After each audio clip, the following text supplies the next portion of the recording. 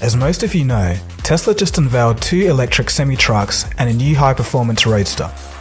In this video, I'll give my thoughts and commentary on the event and what this means for Tesla and the industry as a whole. First, let's briefly take a look at the trucks. Trucking is actually a bigger industry than you might imagine. Taking the United States as an example, the trucking industry employs over 7 million people per year, and 80% of all cargo in America is still transported by trucks.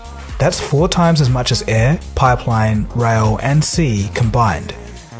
With this in mind, you can easily see how logistics companies would be very interested in an electric truck that performs better and is much cheaper to run than its diesel counterpart. Last night, Tesla shifted into high gear, unveiling its new all-electric semi-truck. Joining us right now, analyst at ARK Invest, Tasha Keeney. Tasha, good to see you. Good to see you. Thanks so much for joining us. Now, at ARK, you cover autonomous cars and innovative materials. What did you think of the big reveal? Well, Maria, it confirmed what we had thought, which is that an EV semi is going to be cheaper than a diesel semi. And by the way, that truck is semi-autonomous today. When that turns fully autonomous, we think the cost per ton mile could be reduced by 75% from today's rates. That's going to be cheaper than rail. It's going to drive more goods over trucks, and it's going to completely transform logistics as we know it. Wow. The electric trucks will do 0 to 100 kilometers an hour, or 60 miles an hour, in 5 seconds versus 15 seconds for the average truck. In a worst case scenario, with a max gross vehicle weight of 80,000 pounds, or about 36 tons, the truck will be able to get 500 miles of range.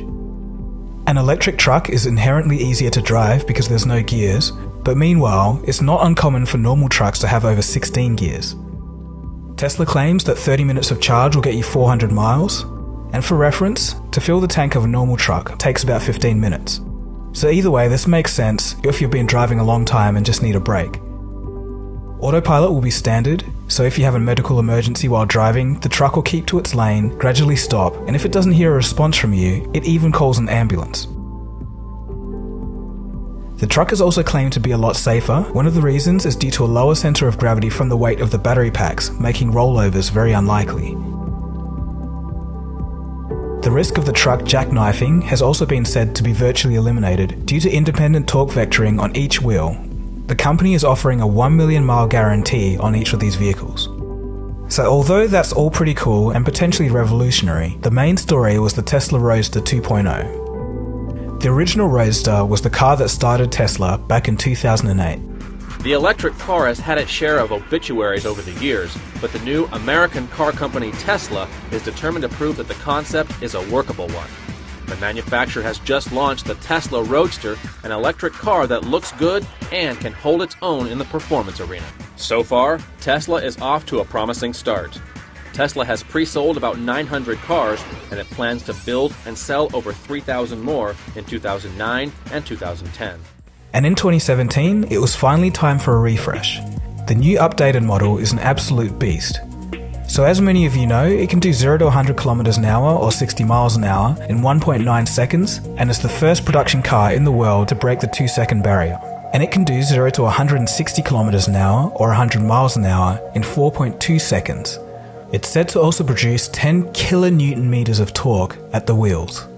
At the recent presentation, Musk didn't say the top speed, but did say that it was above 250 miles an hour or 400 kilometers an hour. By comparison, the Agera RS by Sweden's Koenigsegg currently holds the world record at 277.9 miles an hour or about 445 kilometers an hour. The crowd was still getting over the top speed figures when Musk announced that the Roadster had a 200 kilowatt-hour battery, which would provide it 620 miles of range or over 1,000 kilometers. For comparison, the P100D has about 420 miles of range.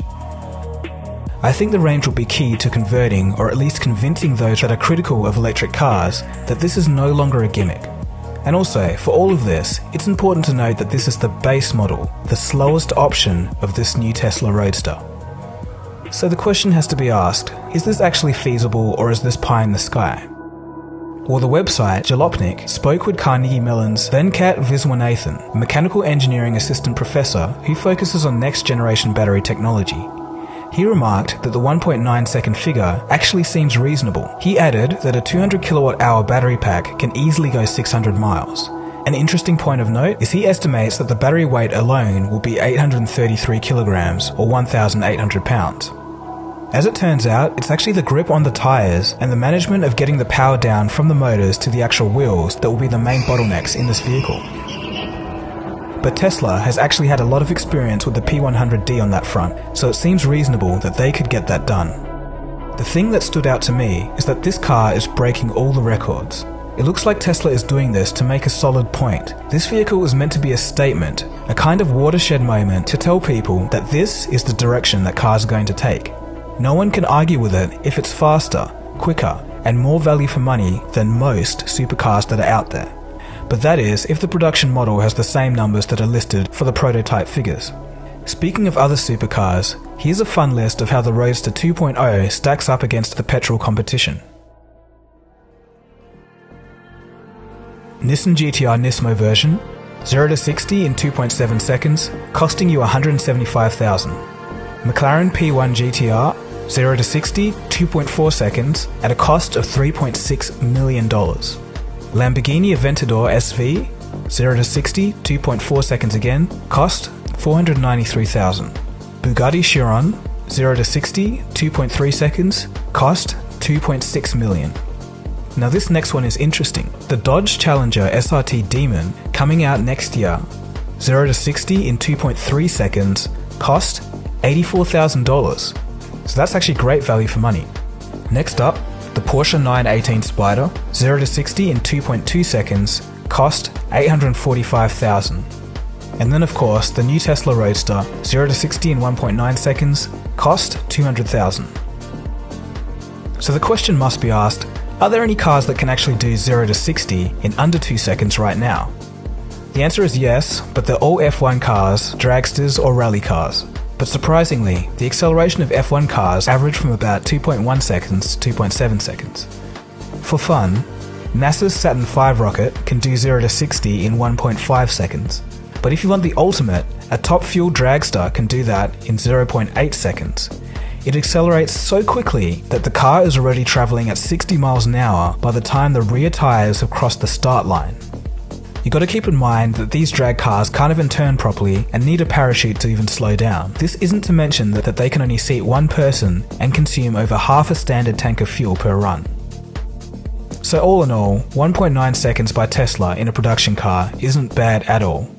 And if the company can get this into production by 2020 as planned, the world has no choice but to realize that they're looking at the future. But all of that being said, it's not all roses for Tesla. There's a wider context at play that I should talk about.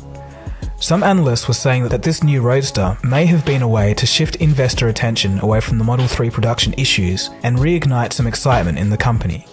And I gotta say that when I was watching the announcement, I hadn't sensed such excitement and elation from a crowd since the Apple keynotes of old. I'm not so sure if the sole purpose of the Roadster was to shift attention away from the Model 3, but I can certainly see the announcement being rushed forward to partly achieve that. So anyway, what production issues am I talking about with the Model 3? As most of you know, the Model 3 was supposed to be the electric car that was for the masses.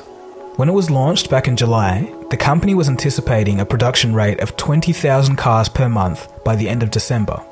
In the last quarter though, Tesla only produced 260 Model 3s. Earlier in November, Tesla pushed back its target volume production on the Model 3 by about 3 months to fix production bottlenecks. It's no secret that the fate of Tesla largely hangs on the success of the Model 3, so it's important that they get this right. And with vehicles like the electric semi-truck and the new Roadster in the pipeline, I really do want Tesla to succeed so that these vehicles come to fruition. It would be a lot easier to sit and criticize about how the company is missing deadlines, but I think it's worth appreciating the magnitude of what the company is actually trying to do within the auto industry. It's not easy for such a small and brand new company.